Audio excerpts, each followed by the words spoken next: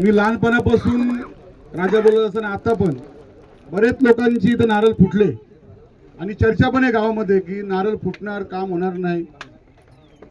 इथे वरिष्ठ म्हणजे दीपक दादा, तुलाच मी आग्रह करतो, अशोक माली असेल, शिवाजी पाटील असेल, सत्या असेल, आपली गंगारामजी विशाळ वगैरे पोरं असल्यावर सर्वांची नाव घेता, प्रभाकर असेल, माझं एक काम असं असतं, जर होत नसेल तर कोणाला खोटं असून आम्ही देत नाही, आणि करायचं असेल तर निधी पास झाल्यानंतरच आम्ही तो काम चालू करतो.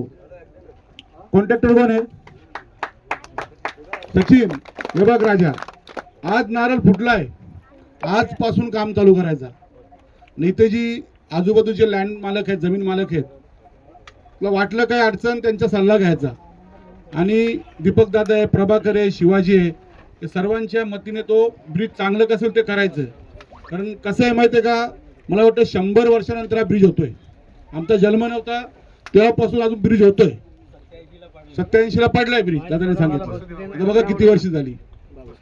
हे बघा मित्रांनो, या भागामध्ये आमची 1 गुंठा पण जमीन नाही, माझ्या घराण्यातली कोणाची.